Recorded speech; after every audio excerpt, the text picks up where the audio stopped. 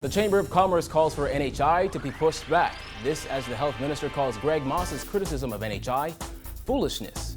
New ambulances for the Public Hospitals Authority, and later on, registration begins for Marathon Bahamas 2016. We've got those stories and more coming up tonight.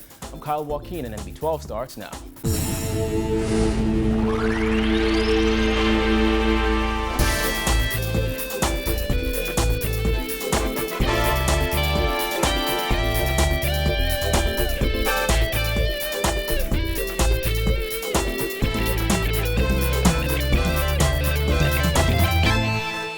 Welcome once again to NB12. With just a month left before government's implementation date for national health insurance, Bahamas Chamber of Commerce CEO Edison Sumner is recommending government push it back. In an interview with NB12 today, Edison Sumner said there are simply too many important unanswered questions that the government doesn't appear to be ready to answer at the moment.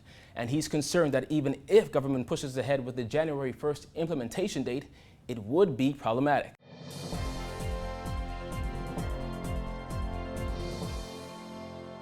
Our immediate recommendation to the government would be push this off because we're not ready for it. And before you implement this and cause it to flop at the beginning, it may be wise to put this on hold. Let's get some other things cleared away first and then seek to introduce this properly later on. Sumner said there's no doubt in his mind that January 1st would not be doable for government's NHI rollout, even if it's done in phases.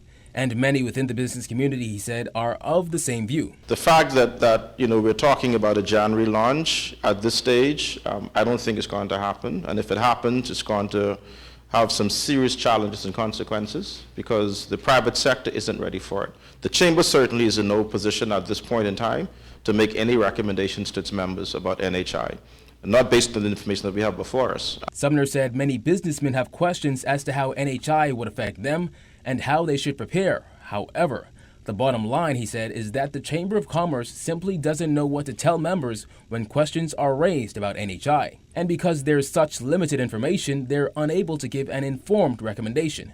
We just can't do it. We still don't know what this is going to cost us, right? We've seen perhaps 3 different costing models. The government produced one, SADA just produced one, PwC produced another. But the question atop many people's list, how will NHI be funded? We were told, of course, that in the first year there isn't going to be any new taxes, there's not going to be any charge to anyone to get this done. It's going to come out of the government's health budget for the year.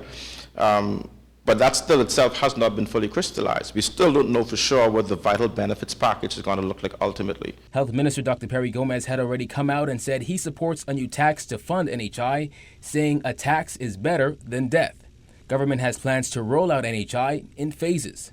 The Chamber CEO said they're now organizing a symposium for next month where various stakeholders are able to ask questions and hopefully get answers they need for NHI. All of the stakeholders, right? Whether it's from the medical profession, the insurance industry, businesses. We saw that the COB Student Union just produced a survey themselves that was released recently. So we want to talk to all these people, get them in the same room, and get all the information out into the public domain and allow the Bahamian citizens to begin to make decisions for themselves. Well, Health Minister Dr. Perry Gomez today fired back at Marcos City MP Greg Moss's comments that national health insurance makes no sense. The new leader of the United Democratic Party had charged that NHI is simply a means to get the people to pay for the free public health care that they are already getting. But Gomez said Moss's words are ridiculous and foolishness, and he doesn't know what planet Moss lives on.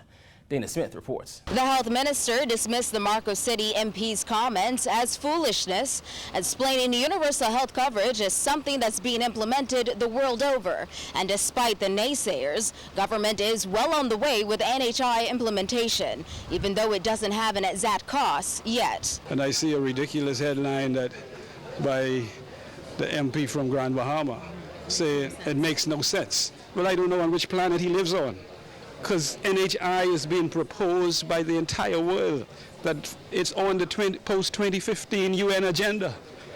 And that's he talking, say it makes no sense. So where does, anyway, I wouldn't say anymore. Get me vexed. But do you dismiss his comments then and his argument? What you think? What you think? But we got to dismiss, that's foolishness. Anybody to say NHI makes no sense.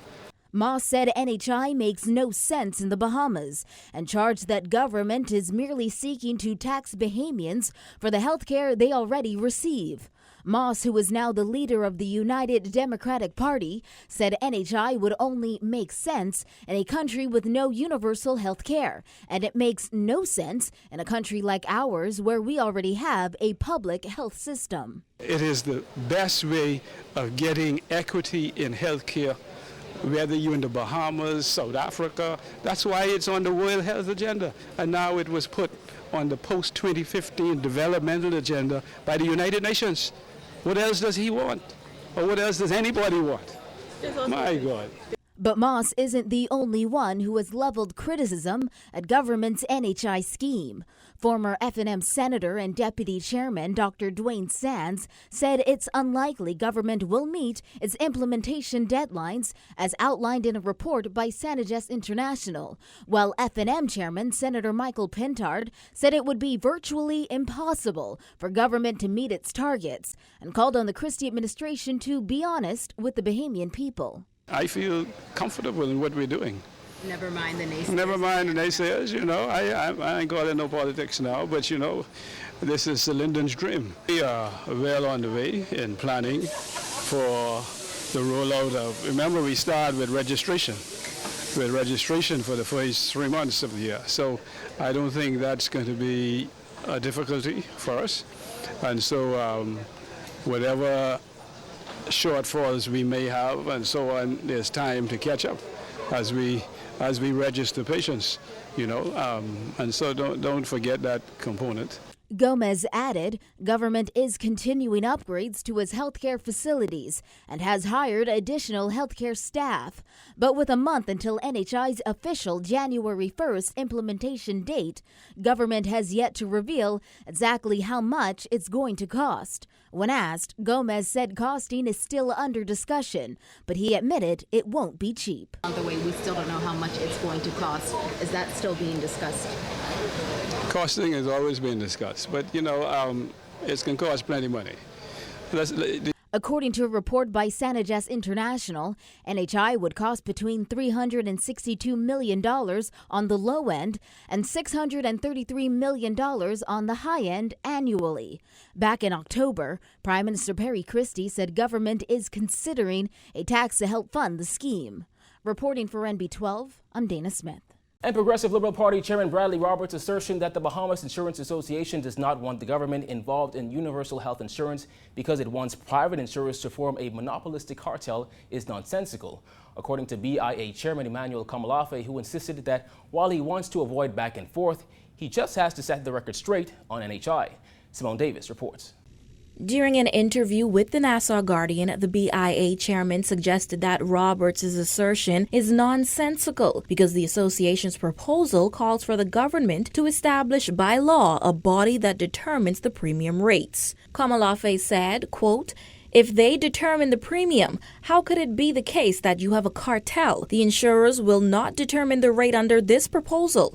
Now, all of this, bear in mind, is to assist us toward the journey of universal health care." End quote. While insisting he wants to avoid a public spat with Roberts or any political figure on this issue, Kamalafe said BIA believes its proposal is clear and geared toward offering affordable premiums to the general population, with the government's proposed vital benefits plan. In a counter-proposal to the government's plan for NHI, the BIA called for the removal of value-added tax on all medical services and medical insurance. They also called for the reduction of premium taxes to make health care more affordable. BIA also called for the establishment of a legislated body made up of the industry, the government, and civil society to set rates for the plan. The BIA proposal, a framework for universal health coverage in the Bahamas, said that health care should not be penalized by taxation. During a meeting of the PLP's National General Council last week, Roberts questioned how, with no public insurer and one private health insurance cartel, would industry competition be protected. Roberts said said the BIA proposal calls for mandatory health insurance coverage and a penalty for non-payment, caps on medical fees, but no caps on insurance premiums payable to them, nor is there a democratic process to justify proposed premium hikes. While do I not knock the private sector for protecting their economic interests by maximizing shareholder value, the role of the government is quite different in that the public interest must be protected at all times and under all circumstances. The government must use the instruments of the state to improve the quality of life for each citizen." End quote. But Komolafe asserted that anyone who reads the BIA proposal would realize a lot of the issues being raised are not issues at all. Komolafe said this becomes nonsensical, quite frankly. When you look at a cartel, what is a cartel? You have companies that compete against one another, entering into a formal agreement to fix prices. That is not the case here at all. In fact, all of the insurance companies compete against one another, and you don't fix prices. We're not asking that they fix prices. The government has yet to reveal how much the NHI scheme would cost. However, the first phase is set to roll out on January 1st. Reporting for NB12, I'm Simone Davis.